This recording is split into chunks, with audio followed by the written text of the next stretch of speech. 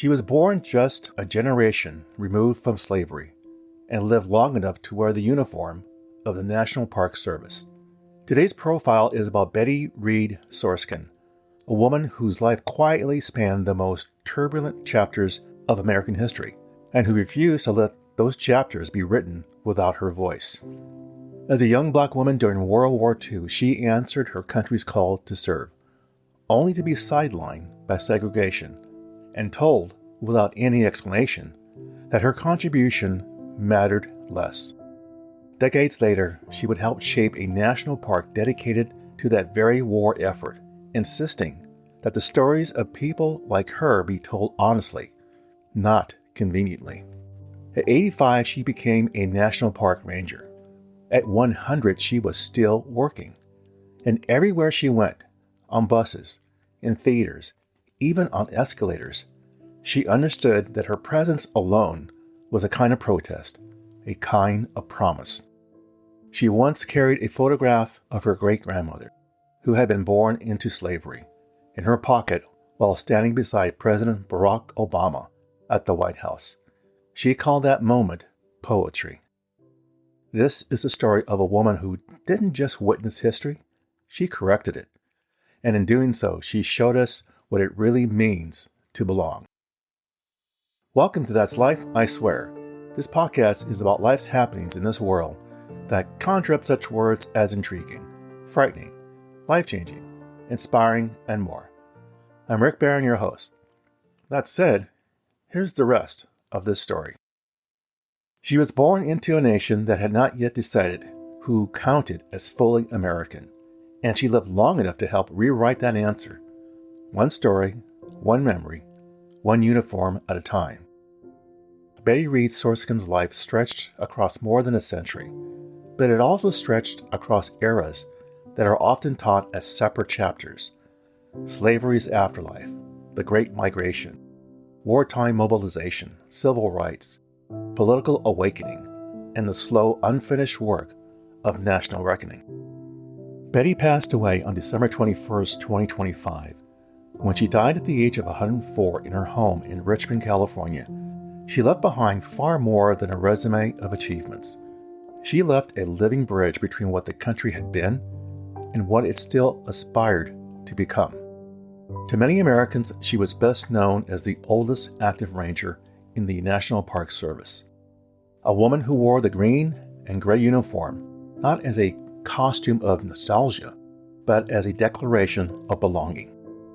To others, she was an historian, a songwriter, an activist, a mother, a businesswoman, and a witness. But to understand the symbolism of her life is to understand how presence itself can become a form of resistance, and how memory, when spoken aloud, can change the shape of public truth.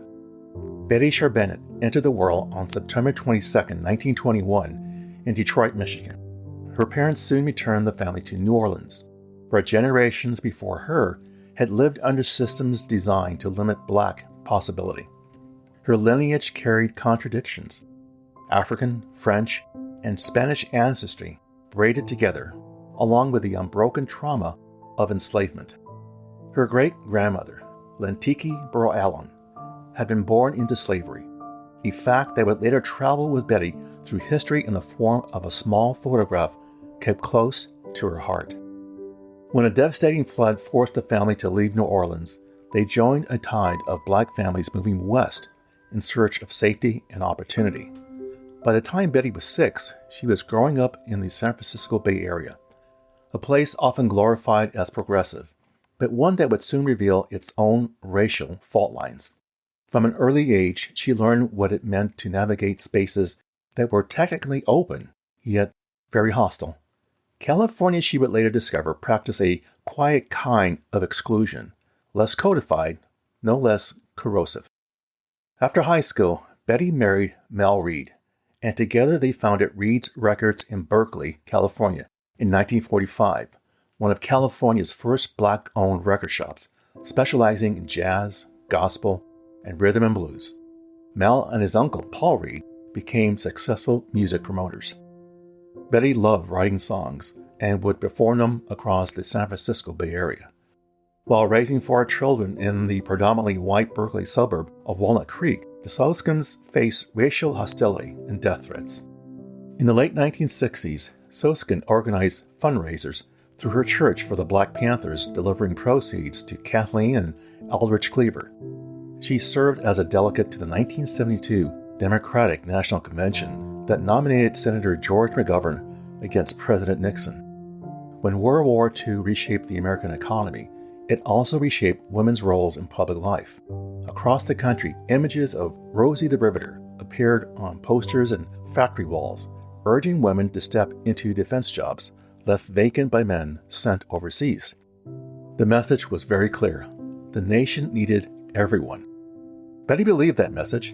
In Richmond, a city transformed almost overnight by wartime shipbuilding, she sought work through the Boilermakers Union that supplied labor to the massive shipyards across the bay from San Francisco. What she encountered instead was segregation repackaged as bureaucracy. The union's black members, women in particular, were shunted into an auxiliary wing, far from the machinery, noise, and prestige of the yards themselves. For the duration of the war, Betty sorted index cards in a union hall miles from the ships she had hoped to help build. While others welded steel and launched vessels bound for the Pacific, she filed paperwork. The task was quiet, invisible, and very deeply humiliating. Years later, she would describe the experience not only as exclusion, but making her feel invisible. She had answered the call to serve, only to be told, without words, that her labor, like her citizenship, came with limits. What history denied her in real time, she reclaimed later decades through remembrance. By the turn of the millennium, Betty Reid Soskin, now seasoned by activism, motherhood, loss, and reinvention, found herself seated at a table where history itself was being shaped. Working as an aide to California Assemblywoman Dion Aroner, she became involved in planning what would become the Rosie the Riveter World War II Homefront National Historical Park in Richmond. Once again, she noticed she was missing. As plans were drawn and narratives drafted, the official story of the Homefront threatened to replicate the exclusions of the past. The heroism of industrial labor was being celebrated, but the racial hierarchies that governed that labor were largely absent from the conversation. Well, Betty spoke up. In rooms where she was often the only person of color, Betty insisted that the park tell the whole story, not just the triumphant mobilization, but the contradictions that defined it. Not just unity, but segregation. Not just opportunity, but who was denied it and why. Her insistence changed the park. By the time the site opened, it reflected a broader, more honest vision of the American wartime experience, one that included African American workers, Japanese Americans forcibly removed from the West Coast and sent to internment camps, Latino laborers, Native Americans, and LGBTQ people whose contributions had long gone unrecorded. When Betty officially became a ranger in 2007 at the age of 85, she was not stepping into retirement pageantry. She was stepping into authorship. As a ranger, Betty Reid Soskin did not merely recite facts. She embodied them. She led narrated bus tours through Richmond, her voice weaving personal memory with collective history. In the park's theater, she spoke plainly and powerfully about what it meant to fight fascism abroad while living under discrimination at home. Visitors did not just learn, they recalibrated. Her presence, an elderly black woman in uniform, speaking with authority, rearranged expectations. She was living proof that history was not an abstraction. It walked, spoke, and remembered. Park officials later acknowledged that her influence reshaped their entire approach. Scholars of African American history were brought in. Films and exhibits were reviewed and revised. Forgotten narratives were elevated, not as footnotes, but as foundational elements of the American story. In this way, Betty became something rare, a public servant who did not merely preserve history, but corrected it. In 2009, she stood on the National Mall as a guest of her Congressman, George Miller, witnessing the inauguration of President Barack Obama. 6 years later, she introduced him during the national televised Christmas tree lighting ceremony in Washington. That night, as she often did, she carried with her the photograph of her great-grandmother, the woman born into bondage, whose life had unfolded without legal freedom. In one pocket, an ancestor who had been counted as property. Before her, the first African-American president of the United States of America. She later described the moment as poetry, and it was, not because it erased history's cruelty, but because it refused to let that cruelty be the final word. Even in her later years, Betty refused to retreat. She learned to use a computer in her 80s and began a blog that eventually became the foundation of her book, Sign My Name to Freedom. In its pages, she recounted moments of casual cruelty, like the evening she and her children were turned away from a suburban diner under the pretense of closing time. The wound lingered not because it was unique, but because it was ordinary. And for Betty, that was the danger. After a stroke in 2019, she returned to work on a reduced schedule, often appearing via video conference. Even off-duty, she wore her ranger uniform in public and with great pride. When little girls of color saw her on an escalator, in an elevator, on the street, they saw a possibility that may never have been imagined. Not just a job, but a place within the nation's story. Now, what did Betty stand for? Her life was symbolic not because it was flawless or triumphant, but because it was persistent. She lived long enough to see institutions change, and she lived actively enough to help change them. She did not ask to be remembered.